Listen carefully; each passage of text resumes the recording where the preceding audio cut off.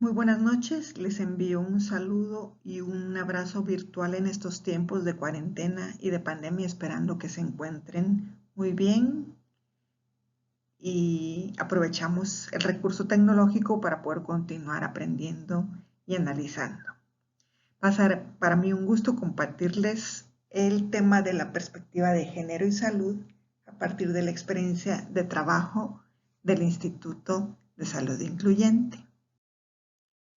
A manera de iniciar una reflexión sobre la problemática de género en el país y en el campo de la salud, les propongo hacer un ejercicio a partir de este momento significante, analizando un video de Emma Watson.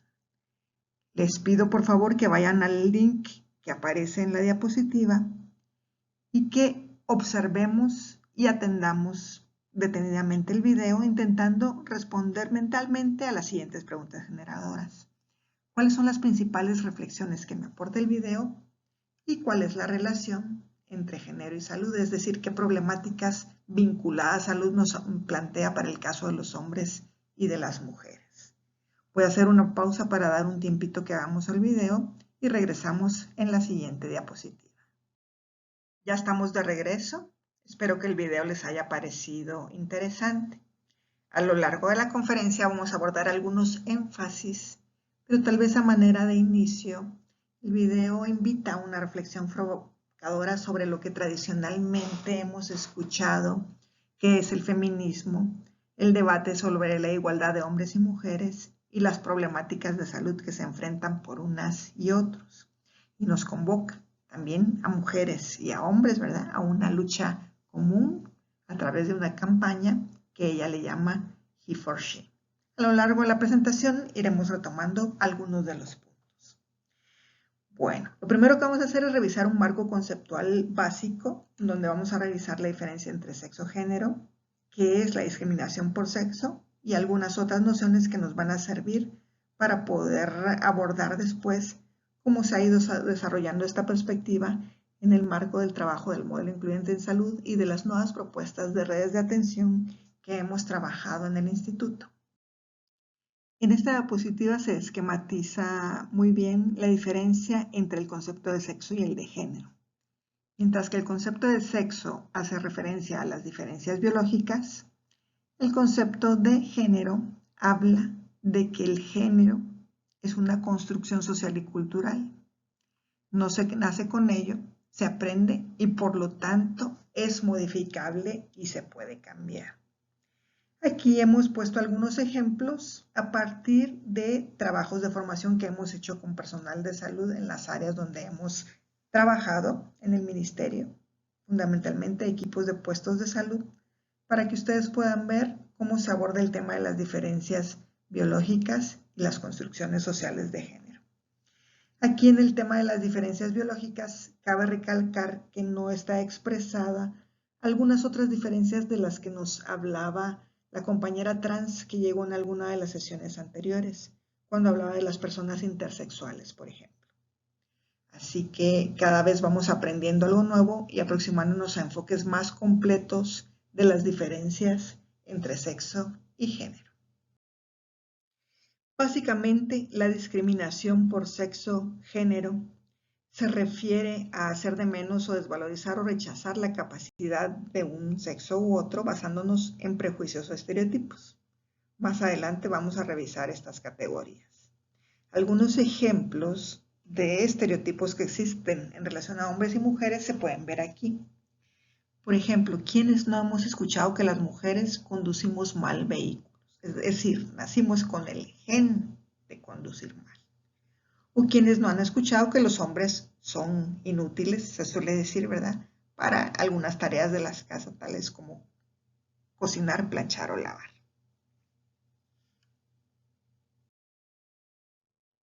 Y aquí tenemos otro concepto importante, el concepto de machismo, que puede definirse como una ideología basada en la idea errónea de la superioridad masculina. Y por eso existe un ejercicio de poder que subordina a las mujeres, ¿verdad? Se refleja en cualquier conducta de desvalorización hacia las mujeres. Observemos lo profundamente machista de ese dicho popular. Hay cosas que no se prestan, el caballo y la mujer. Me decían que en área urbana se aplica también al caso del vehículo. Hay cosas que no se prestan, el carro y la mujer. Ahora revisemos en contraposición el concepto de feminismo, o mejor dicho, de feminismos, porque existen muchas expresiones diversas de estos movimientos.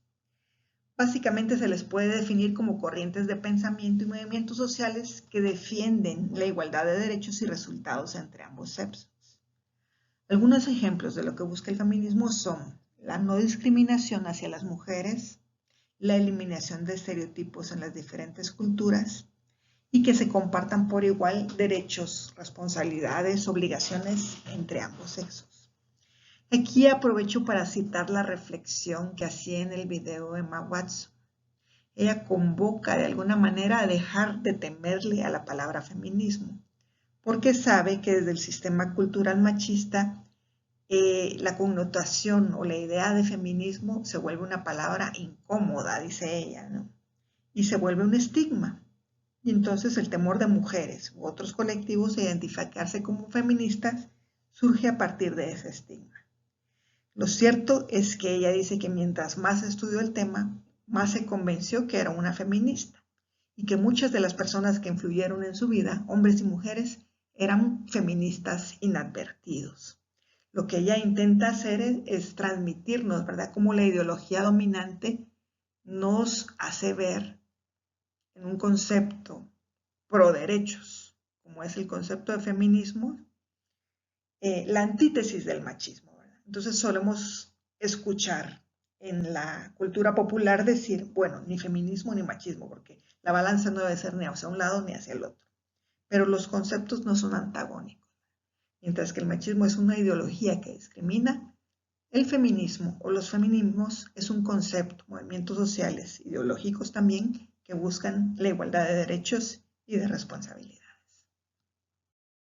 Bien, ahora paso a comentar dos de los principales mecanismos culturales de reproducción del orden genérico, es decir, de reproducción de las desigualdades de género. Los prejuicios y los estereotipos. Podríamos decir que un prejuicio es cuando una persona tiene una actitud o idea preconcebida, sin considerar la situación específica o tener más información, ¿verdad? Y ejemplo de esto, algunos de estos ejemplos son simplificaciones porque son recursos didácticos que hemos utilizado para trabajar o con grupos comunitarios o con personal de salud, pero de alguna manera aplicados también a un contexto rural.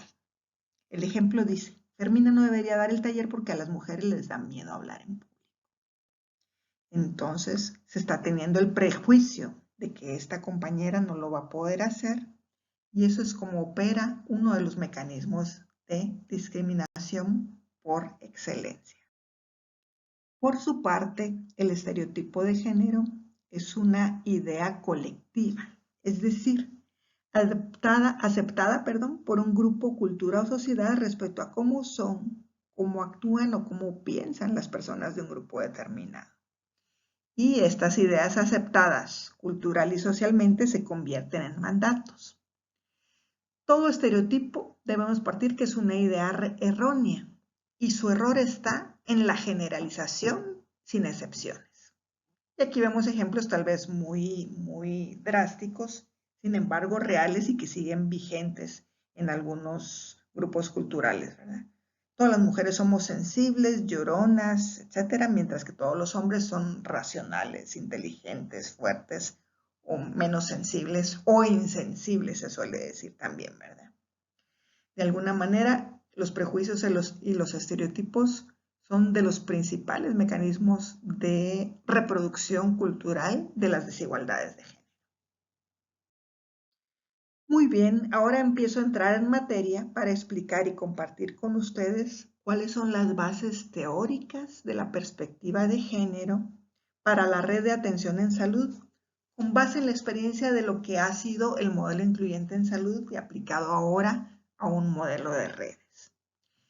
En primer lugar, la principal característica es que partimos de un enfoque que hemos definido como una perspectiva feminista, histórica y relacional.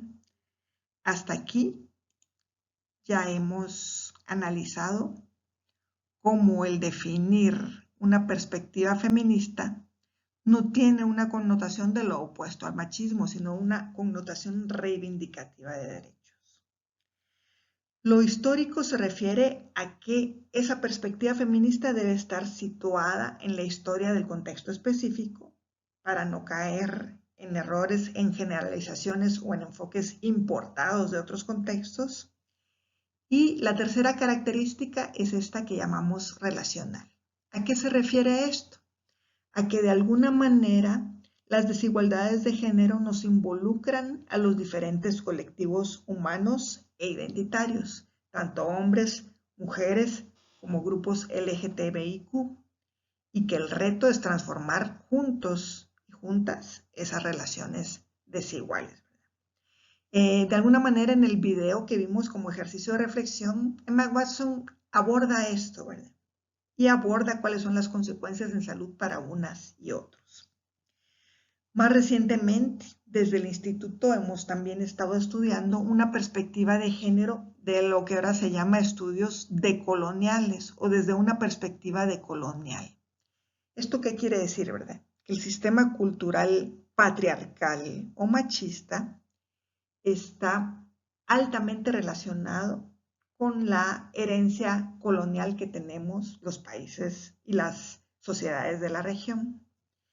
Y también hay otros dos conceptos que voy a comentar más adelante, que es el tema interseccional y no binario. Lo interseccional nos habla que la condición de género nunca viene solita, sino también relacionada con otras condiciones como raza, etnia, orientación sexual, clase social.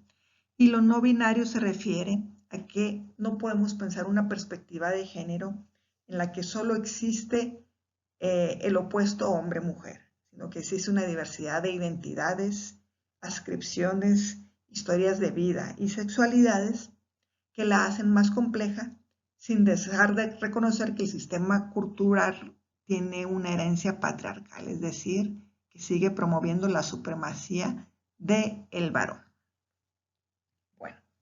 Otra parte importante de la perspectiva de género que hemos trabajado en el instituto es distanciarnos de ciertos enfoques parciales, especialmente en el campo de la salud. Y doy algunos ejemplos de esos enfoques parciales, ¿verdad? A veces se dice, bueno, estoy trabajando género porque estoy dando atención materno-infantil.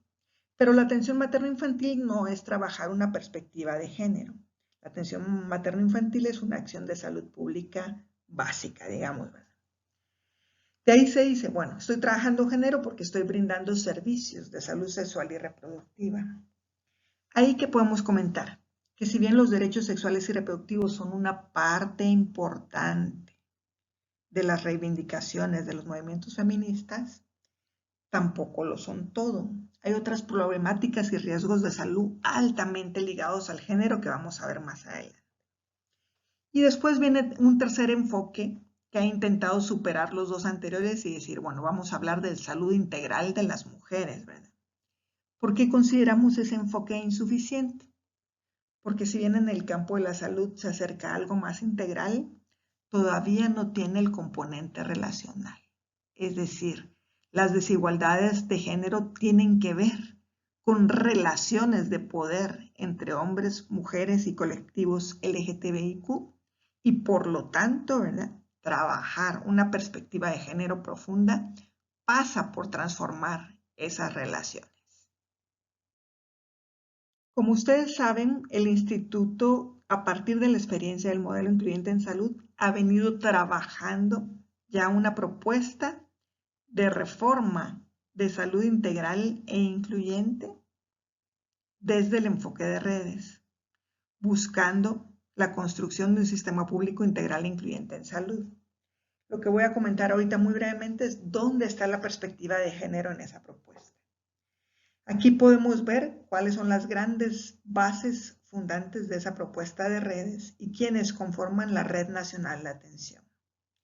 Y en esas bases fundantes tenemos una multiconcepción de salud incluyente, perspectivas y atributos, y una de esas perspectivas es el género.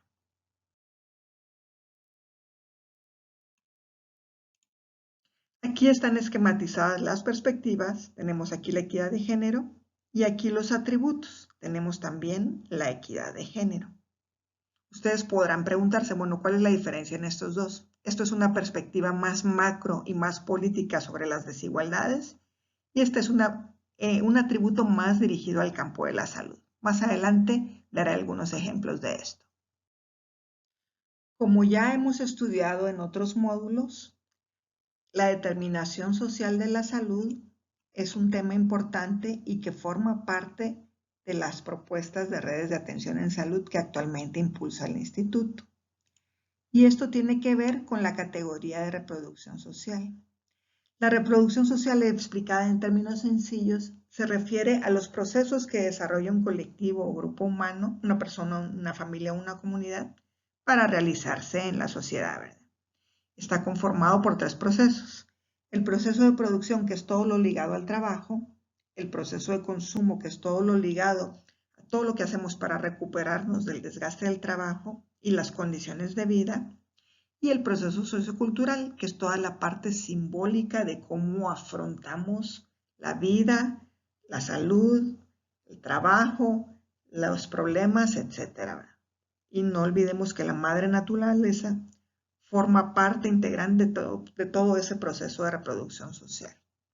Y también en nuestro marco conceptual de la propuesta de redes tenemos los niveles de análisis-acción, que son la persona, la familia y la comunidad.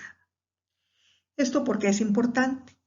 Porque el género se va a expresar en cada uno de estos procesos, aunque se funda aquí porque recordemos que es una construcción cultural, ¿verdad? Y se va a expresar en uno de estos niveles de análisis-acción. De ahí que una perspectiva de género profunda tiene que abordar o dar cuenta de cuáles son las principales desigualdades o problemáticas de género en estos procesos y en estos niveles. A partir de ello, el género se va a expresar en 3 programas de salud de la Red de Atención Nacional, que serían el programa individual, el programa familiar y el programa comunitario, y se debe trabajar e intervenir en esos 3 programas y en los procesos que ya mencionamos.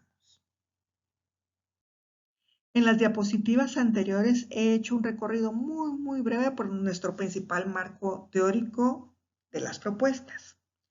En esta diapositiva ya estoy aproximándome a la concreción operativa y la perspectiva de género feminista, histórica y relacional se ha aplicado en el trabajo del Instituto de Salud Incluyente a partir de estos 7 componentes o estrategias. Por razones de tiempo no se van a poder abordar todos, pero algunos ya han sido comentados, ¿verdad? Primero se tienen que conocer y comprender cómo se expresan las inequidades de género en nuestra sociedad. El reconocimiento que hablar de relaciones desiguales de poder y relaciones de género implica hablar también de diversidad sexual y diversas identidades. Ya pasando al campo de la salud, necesitamos identificar perfiles epidemiológicos influidos o mediados por género.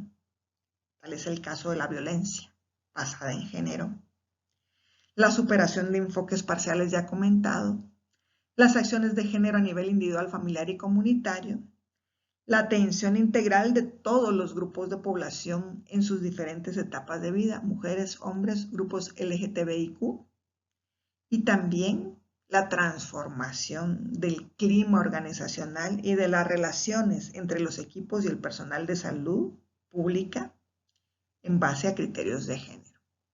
En el resto de la presentación voy a ir un poco más rápido por razones de tiempo. Vamos a dar algunos ejemplos de qué es lo que se ha trabajado. Entonces, aproximándonos ya a la relación entre género, salud, enfermedad. Aquí tenemos algunos ejemplos utilizados también para procesos de formación a nivel local. Según el género, hombres o mujeres están expuestos a diferentes riesgos, pero en el caso de los hombres, sufren más problemas relacionados con alcoholismo, tabaquismo, y violencia hacia mujeres, hacia otros grupos o entre ellos. ¿Por qué? Pues porque esas conductas se relacionan con la socialización masculina dominante, la cual es de base machista. Entonces, como se supone que deben ser fuertes, se aguantan las dolencias y acuden menos a los servicios de salud o consideran que los servicios son para mujeres y niños. Otro ejemplo es que tienen conductas sexuales de riesgo fomentadas también por ideas machistas, ¿verdad? Existe todo un imaginario, una construcción cultural de que los varones no pueden contenerse sexualmente y si están lejos de casa, pues tienen que recurrir a prostíbulos, etc. Aquí tenemos algunos ejemplos ligados a la situación de las mujeres, ¿verdad? Producto de la discriminación y violencia pueden sufrir problemas como abuso sexual, depresión, tristeza prolongada y también por el tipo de trabajo que realizan por el trabajo doméstico. En esta diapositiva podemos ver cómo se expresa el género en los diferentes procesos de la reproducción social. Voy a dar algunos ejemplos, ¿verdad?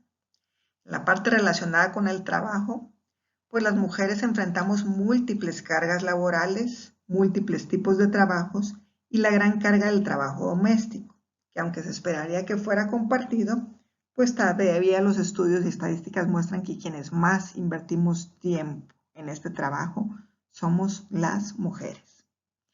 En el caso del consumo también se expresa, ¿verdad?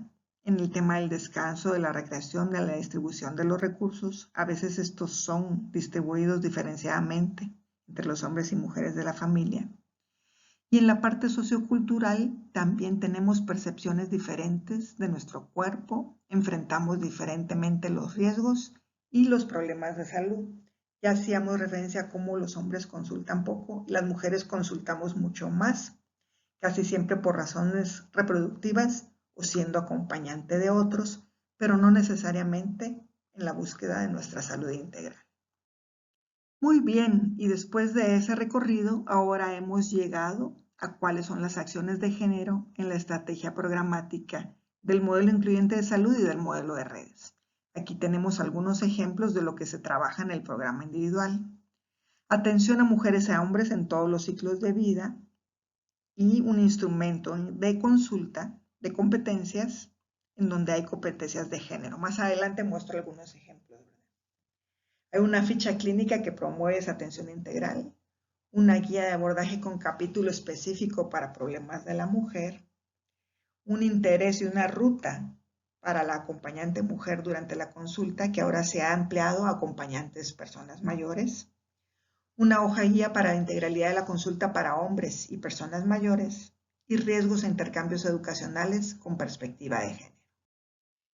En el caso del programa familiar existe la visita familiar integral, en la cual, por dar un ejemplo, se identifican riesgos asociados a ciclo de vida y sexo, tales como embarazo por violación, abuso sexual, violencia basada en género, violencia interfamiliar.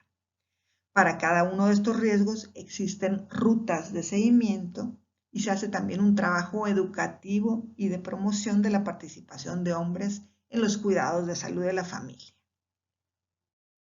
A nivel del programa comunitario también hay una serie de acciones donde se contempla la perspectiva de género. Una de las más destacadas y de la cual voy a mostrar un ejemplo es el trabajo educativo preventivo con grupos de jóvenes que pueden ser hombres, de mujeres o mixtos sobre temas que les preocupan y donde se aplica el enfoque de género. Lo voy a mostrar más adelante.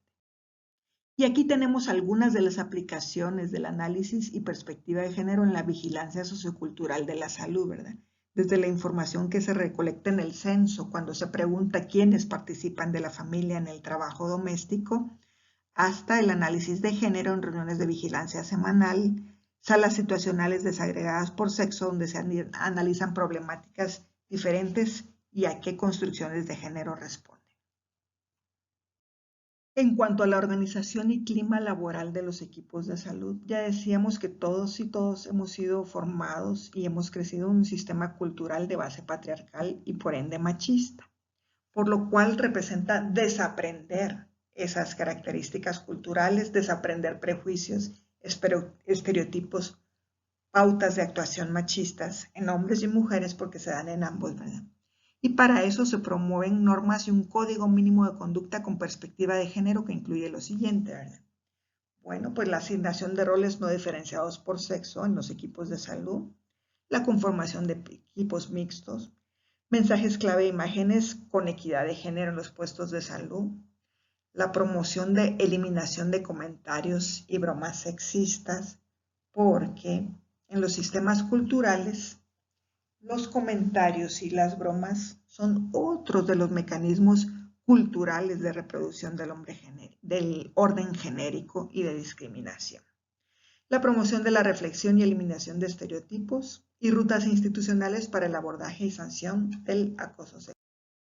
Para todo eso que hemos venido conversando, pues los equipos de salud tienen que tener un proceso de sensibilización y posteriormente de formación conceptual, técnica y operativa en salud y formación para intercambio educacional con perspectiva de género. Y esta es una línea de trabajo también importante en el instituto, en el modelo y ahora en el modelo de red. Ahora mostraré algunos ejemplos de guías e instrumentos con los que se cuenta. Aquí tenemos un segmento de la ficha familiar que se pasa cuando se realiza la visita familiar integral en la búsqueda de riesgos y algunos de los riesgos ligados a género, tanto violencia como adicciones, que todavía epidemiológicamente sigue teniendo un rostro masculino, aún el tema del alcohol, y también diferentes formas de violencia. Aquí podemos ver algunas de las competencias de género en la consulta. Cómo se habla de que, por ejemplo, en mujeres en edad fértil debemos brindar consejería balanceada sobre ITS independientemente de estado civil, edad, religión, otros. Y en hombres brindar información también sin distinción de estado civil, motivándoles a asistir a consulta y que inviten a otros hombres, motivando a las mujeres a asistir a la consulta no solamente cuando están embarazadas. Ya casi para terminar, les quisiera compartir el ejemplo de una táctica operativa que se desarrolla en el programa comunitario compartida con el programa familiar, que es el trabajo educativo con jóvenes hombres. La audiencia son jóvenes de estudiantes de básico que se encuentran estudiando en institutos públicos. El objetivo es sensibilizarles sobre problemáticas asociadas a desigualdad de género. Se hizo la adaptación de unos materiales educativos de Promundo, que son unos materiales de Brasil, y su adaptación al contexto guatemalteco. Algunos de los temas que han sido abordados son equidad de género, comunicación respetuosa, somos cosas o personas, violencia, formación ciudadana. Veamos a continuación algunos ejemplos.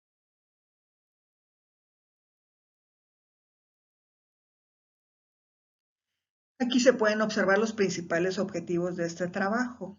Para empezar, introducir en los jóvenes varones formas alternativas de convivencia, entender las formas de violencia que practicamos y sufrimos, reflexionar y cuestionar cómo la socialización masculina muchas veces fomenta la violencia y cuestionar cómo la violencia es usada contra las mujeres y otros grupos minoritarios.